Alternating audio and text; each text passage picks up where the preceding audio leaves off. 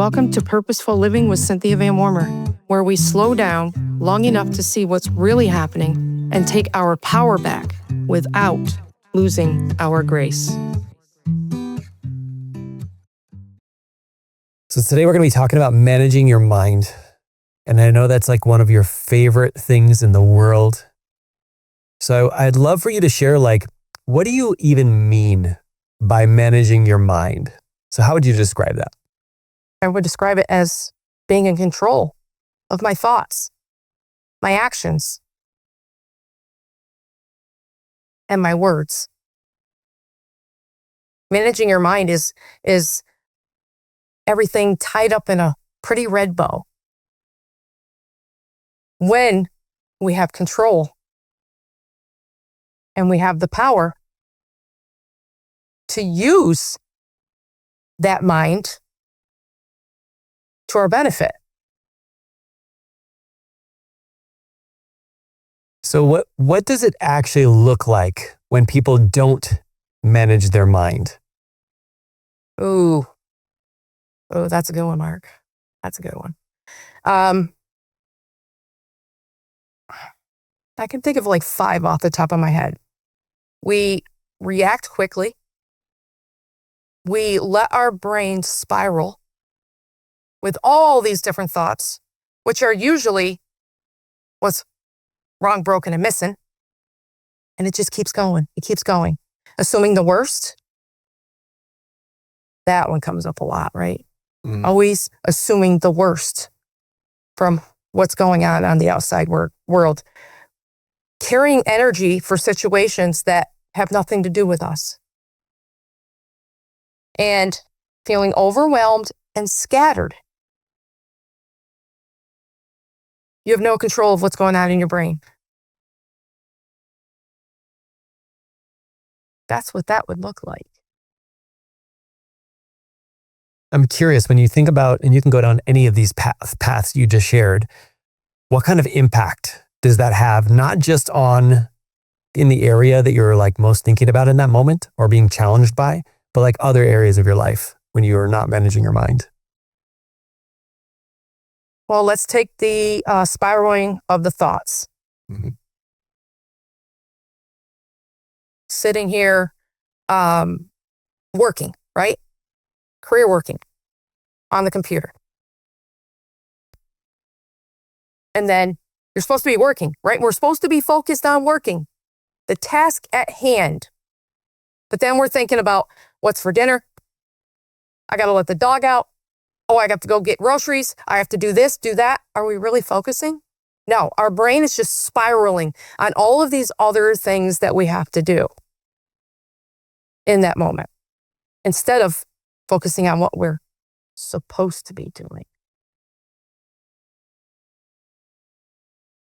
So in that scenario, what do you think shifts when you start getting good at managing your mind? Let's say you're talking about being on the computer working, right? And having all of these spiraling thoughts. What do you think that shift looks like? The shift, I talk to my brain. I talk to my brain, not just in thought. I talk to my brain out loud so that my brain can hear me, right? Because my brain, to me, is part of me. But also, if I don't control it, it could be like an outside, like two Cynthias. That's not a good thing. So managing your mind is taking that pause and listening, intentionally listening to what your brain is trying to tell you. I can't do this. Pause a second. What do you mean I can't do this? I can do anything I set my mind to. I pause as soon as I hear the brain tell me something to keep me safe, right? Because that's all the brain is doing. The brain was designed to keep us safe. Back in the caveman days, right? We didn't want to get eaten by a saber-toothed tiger. So we were hide when we saw that tiger. Or when we're crossing the street, or the brain says, hey, stop, there's a bus coming. But the brain does this on autopilot. I don't want the brain keeping me safe when I'm about ready to hop on and do a recording for a podcast. No, this isn't the right time. This isn't the right content. Oh, this isn't. No. I tell the brain, shut up. I don't need you to keep me safe right now. I'll let you know when you need to keep me safe.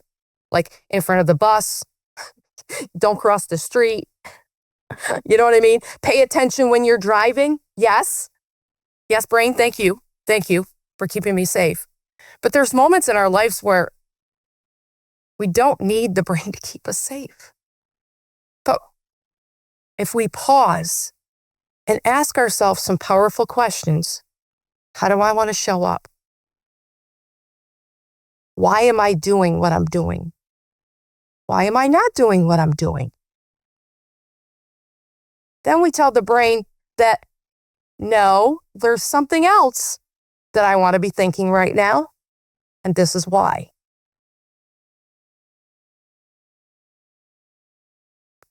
So I have a question, because some people think that managing your mind, other people don't notice when you're managing your mind. Like, it doesn't really impact people if I don't manage my mind. So I'm curious, like, what do you think other people start to notice when you get good at managing your mind? Focus, control, and clarity. Those are the three big ones. We can take an example of the brain having 5 million different things, and then we don't do anything. Is that noticeable? Oh, you betcha. Hey, how come dinner's not on the table? Hey, how come you didn't vacuum the house? Hey, how come your work ain't done? Versus, my work's done, the dinner's on the table, and X, Y, and Z. Because we have control of what we're going to do and how we're going to do it all day long, every single day. So can you notice nothing's done and then you're crushing it? Will everybody else be able to notice? You betcha. You betcha. I want you to share a story in this area, because you get this a lot. And that is when you're presented with opportunities, whether it's at work, at home, wherever, and you respond differently than most people do. You have people who come up to you and go, how did you do that? How did you still show up as your best self? Because in that situation, I may have lost it. So when you think about that in those scenarios, I'd love for you to share kind of a scenario when that happened and what kind of impact that helped make for the other person. Well, we'll take career, for instance. We all know that there's a lot of different things that happen throughout the day in the corporate world. And one instance, there was 4 different changes, all in the same day. All in the same day. And people saw me pause, ask powerful questions in reference to each 4 of the changes. And if I had to dive deeper in with more questions, and of course, I'm a question queen, so I will ask more questions. Instead of getting so infuriated and frustrated and overwhelmed because you just put more stuff on my plate. I want to know the why. We pause. Why? Why? And people do come up to me. Oh my God, I would have been so stressed out. Blah, blah, blah. And how do you do that? I don't want to show up that way. I have a choice. I can show up frustrated and overwhelmed, or I can be over here, cool, calm, and collective, and show up as that leader, that powerful leader that I am, and be that role model. That's how I want to show up. And in return, I'm influencing the people around me. I'm performing at a higher level, and I'm a role model. I mean, because at the end of the day, that's why they're asking me, right? How do you show up? How? It took a while. It was a process. I leaned in, even in the messy times. And this is the result. But I wanted it. I wanted it for me. We have to want stuff for ourselves first before we can impact our family, our careers, the world. Starts with you. Starts with me. And then it trickles down everywhere else in your life.